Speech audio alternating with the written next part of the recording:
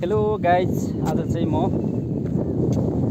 Bike बेचेको एक हप्ता पछाडि यो तातो घाममा हिँड्दा मलाई चाहिँ आज यो चिसो फ्रेस ठाउँबाट हिँड्न मन लाग्यो। मेरो बसाइ एकातिर, काम एकातिर छ। अनि यो कोसी नै कोसी क्या, यो बगरै बगर कस्तो मिठो हावा चलिरहेछ। अनि लगभग 1 किलोमिटर जति हिँडेर आउनु पर्ने छ। अनि त्यही भएर यो सुनकोसीको किनारै किनार मिठो हावा खाँदै, तर घाम त धेरै लागिरहेछ। आकाशमा बादल पनि कता कता देखिन्छ क्या। अनि घाम लागे पनि यो पानीको कारणले हावा चलेर चिसो हुँदाखेरि चाहिँ त्यो घामले पोलेको महसुस पनि नहुने। अनि त्यही भएर म यो बगरै बगर आइरहेको छु काममा। म चाहिँ यसो ज्यामी काम, अरू त्यस्तै हो। जापान कोरिया जान्छन् अरू भने चाहिँ हामी चाहिँ ज्यामी कामतिर गर्छौँ। नेपालको थाई अस्थायी एकदमै लोकप्रिय जागिर भनेको चाहिँ ज्यामी काम हो क्या। अनि त्यही भएर मेरो भाइहरूले काम गरिरहेको थियो। अनि म चाहिँ खानासाना खाएर भर्खर आउँदैछु। देख्न सक्नुहुन्छ है, बर्खा लाग्यो। अब माया मेरो त लेकतिर छ है, गाउँ हुसो र कुहिरो भन्छन्। तर म चाहिँ गतिरमै बसाइ हो।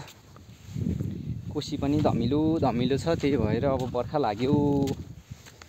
नयाँ वर्ष गएको पनि आज 7औं दिन भएछ। अब मेरो काम चाहिँ यही मासतिर हो। भाइहरूले प्लास्टर चाहिँ सकायो होला। सानो एउटा काम थियो। घाम यस्तो विधि घाम छ। यो लिफ्टिन सिँचाइको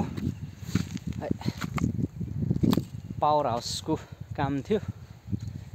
अनि यो चाहिँ अब लगभग सम्पन्न भयो। ओह, मेरो भाइ उहाँ छ।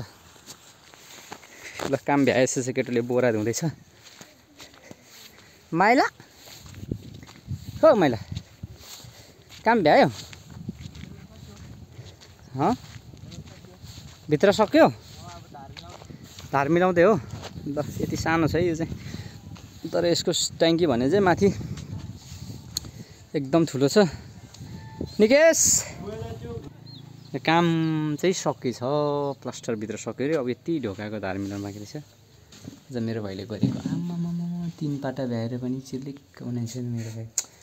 अहिले भ्याएर एकचोटि ठोरे मिसिक पिचिक मुस्कान पिचिक। ल, अब राम्रो कुरा गर्दा नेपालीले पस्दैन भने मौका पायो कि नेपालीले गर्छ पनि। त्यो केटुले त 3 पाटै उडाइदिएछ। यो धलान भ्याइन्छ आज। ल भ्याउनु पऱ्यो। आज काम फाइनली हो। भोलि काम, यो काम सकेर पनि भोलि ट्याक्क पैसा लिइहाल्नुपर्छ है। भोलि आउँछ ठेकदार, भोलि ठेकदार आउँछ, ट्याक्क पैसा लिइहाल्नुपर्छ क्या। ल, ट्याङ ट्याङ।